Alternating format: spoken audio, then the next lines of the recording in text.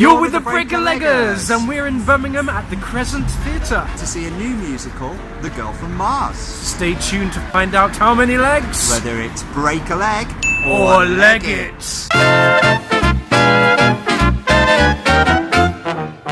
So, The Girl from Mars, what do we know about this piece? Well, it's a new musical. It's based around the Britpop music movement of the 1990s and has a sexy alien narrative theme. Wow, that's something a bit different. Well, we're all for something a bit different here at the Leggers. It's billing itself as kind of like the Britpop Rocky Horror Show and comes with its own cult following of superfans. Wow. I know, they dress up, there's audience participation, and singing and dancing is highly encouraged. And what have we done to fit in with these this kind of dressing up theme? Well, apparently red, white and blue are order of the day. So we have customised a t-shirt and gone with the mod circle, blue and red and blue. Nathan says he feels a little bit like a blue frog. I do, but at least we're going to fit in with the superfans. Absolutely, and these trousers for both of us leave very little to the imagination. So if this show's sexy, we're sexy right with it. So let's see what happens, and if it is indeed sexy, we'll catch you at the interval. So we've come to the interval of The Girl from Mars, which means that it's time for the Breaker-Leggers 30-second interval breakdown.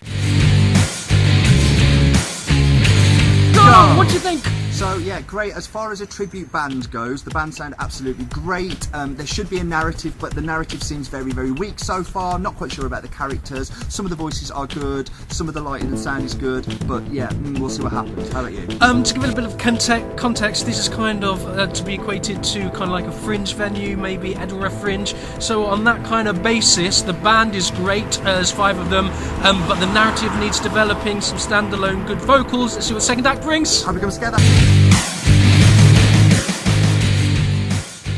So we've come to the end of The Girl from Mars at the Crescent Theatre in Birmingham. How did you find that? For me, it definitely improved in the second act. It became more about the music. I felt a little bit lost at times and confused about the story, although if you stick around to the end of this video, you'll hear a bit from Julia, the creator, who'll let you into a bit more about the story. And now it's been explained to me, I feel that I understand it a little bit more, but not everyone's going to get that luxury, and unless you can get the narrative across on the stage, you're potentially going to lose people in the story. But second act, definitely better. Overall, ideas need development. I absolutely agree. I think the music is the thing that keeps people going in this. The music is great. The songs you forget about in terms of that indie kind of pop vibe, presented really well as well. The vocals are really good. Although the sound balance wasn't too great. I think possibly some of the text shouldn't be delivered over the microphones. That's a personal thing. I think it should be delivered nice and bright and loud as an actor. And then used microphones for the singing numbers, which were great. Like I say, ultimately, when the band is there, 4 band members, 3 lead vocalists, 2 dancers, it's great. It just becomes a little bit muddled with the narrative and the story. I wasn't too confident people knew what they were doing or where the story was going, and as a result, it also lost itself sometimes in terms of the dynamic and kind of fell flat when it was quite buoyant through the musical numbers. Absolutely, character development was something that wasn't at the forefront of the kind of text, the book for this musical, or it didn't seem to be, but yeah, kind of rescued by the fantastic sounding band. So for this one, we're going to be a little bit unusual, and we're going to give it 2 sets of legs. Yeah, because firstly, this is kind of a musical, and it's not like a musical you'd imagine a West End musical. It's more of a Fringe venue musical, kind of like something you'd see at Birmingham Festival or Edinburgh Festival. So, with that in mind, for legs, how many legs will we give this piece? So, as a musical, we are going to give The Girl from Mars 2 legs. 2 legs for The Girl from Mars. Now, it doesn't stop there. No, our second review then of our second lot of legs is for what? Is as a tribute act, as a way of kind of reinvigorating and re-energising and bringing these old Britpop classics to a different audience in a different setting, then it deserves a totally different review. So, as a band, a tribute band to indie pop, we are going to give this piece four legs. It was phenomenal. Yeah. Like, really good songs, really well put together. The band is great. It's so tight. One of the tightest bands I've seen. Yeah, thoroughly enjoyable. Definitely have a pint and get yourself up and dancing. Come with the kind of expectation to let yourself loose and have a great time, and you would have a great time. Absolutely. You'd dance in the aisles, you'd sing along, the harmonies were great. They're all songs you know. Hi, so we've come to the end of The Girl from Mars, and we're here with the lovely Juliet, who is... Julia, what's your role in this? Producer, director, writer, choreographer, costume maker, tea maker, mum, counsellor, bum wiper. And Sally goodness. in the show. So yeah, Julia, fantastic vocalist, but where did you get the inspiration from for the story? What made you choose those songs? What came first? Well, I've been producing rock shows for a long time, but it's mostly been 80s rock, so classic rock, big cheese, lycra, huge wigs. And when I got a bit bored of that, I'm a 90s kid, born and bred, and the 90s is when I came out, and so this is the soundtrack to my coming out. Brilliant. And when you want to tell a coming out story, you don't want to kind of go for the normal kind of lesbian angst. Yes. There's a lot of lesbian angst. 90s lesbian angst. Hardcore. Overdone. So, what are you going to Okay. do? You're going to go somewhere fantastic. And the inspiration for me, one of my big role models in the 90s was Saffron from Republica, who had that otherworldly quality. And she looks weirdly like an actress called Patricia Laffan, who was in a 1954 B movie called The Devil Girl from Mars.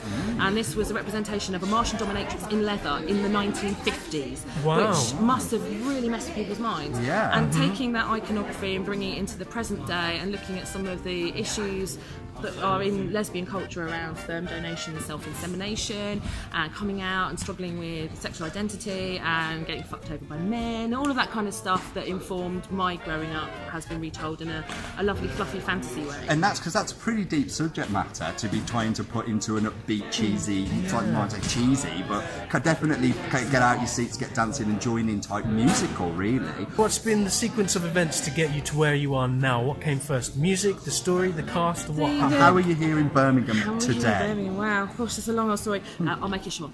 The songs came first. These are the songs that meant something most to me. And then when I was trying to tell the story, they just naturally fell into a sequence. And it just kind of flowed, it almost kind of evolved itself, which was beautiful and weird.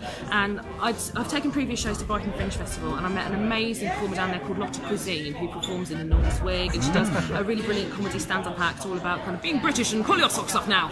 And she has become a bit of a mentor and friend. And I said to her, I want to do a new show. I want to take it to Brighton Fringe in 2017 for a premiere. And she said, it's Fringe, just get it out there. So I put it together in 4 months. Wow. And we premiered at Brighton Fringe Festival, and we had Saffron from Republica come and sing with us on that night, which was also her birthday. Oh, wow. She gave up her birthday to come and sing with us. And I was very fortunate. I got Arts Council funding to take musical theatre into rock clubs to try and... They're Bridge the used gap. to seeing theatrical bands, because 80s rock is very theatrical. Yeah, like Black But Sabbath, they haven't seen a story and people talking. Alice Cooper. Yeah, so trying to take that in there. So we've done a series of 6 events in music rock clubs, which has really messed with people's mind. And quite a lot of the people we saw at Birmingham at the Roadhouse are here tonight because they saw it and loved it. Brilliant. So we're now a year down the line, and we performed at the massive Shine On Weekender, which is alongside all the original artists that we're covering here, which was just a bit of a head mess, taking musical theatre to a music festival. And some of those guys are here tonight. Drunk Phil, Yes, who's from Shine On Drunk Phil. Weekender, massive supporter. Great. And the next phase was to take it into theatres, because the feedback we had from people in rock clubs is we absolutely love it, we want to sing and dance along, but this needs to be in a theatre because you need people to sit down and actually listen to the dialogue, because they felt that they were missing some of the story, and the story had value and merit. Because we could have just gone down the route of we'll just take out the story and we'll just be a Just be a kick-ass live tribute band. yeah. But the story people seem to really like and really respond to, and it's a sort of play on the trope of most musicals of boy meets girl, girl meets boy, there's some kind of controversy.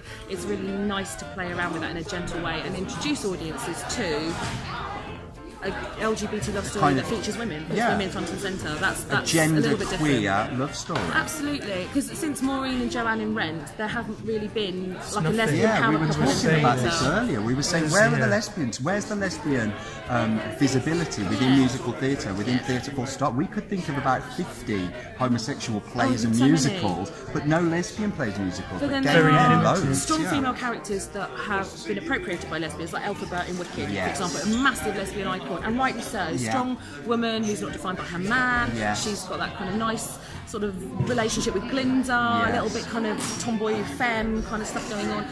But it's not actually there. You're reading into it. You're looking at it as a gay person layering in stuff because Well, you this want is what you I'm want it to saying, relate to your personal yeah. experience.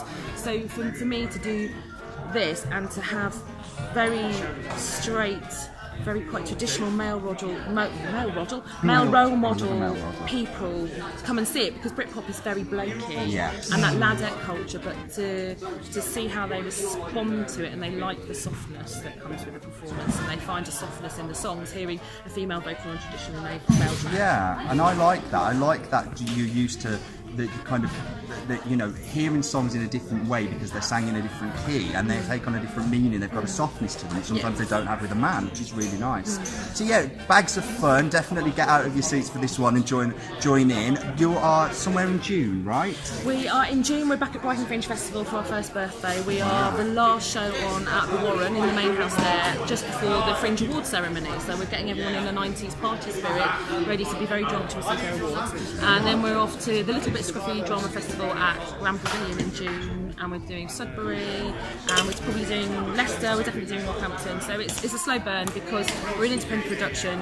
We don't have the marketing budget that big commercial things do. I do it all myself, persuading theatres to take a risk on an unknown product, especially something that's come from the Fringe circuit. Well, we'll leave a description with all of the dates and things and a link to how you can book at the end of the video. So if you're in any of those areas, why not pop down? Always welcome. Have a great evening. Thanks, Julia. Thank you. We're the Breaker Leggers. If you want to hear more from us, then like, subscribe and follow us on Twitter. We will catch you again soon. Bye!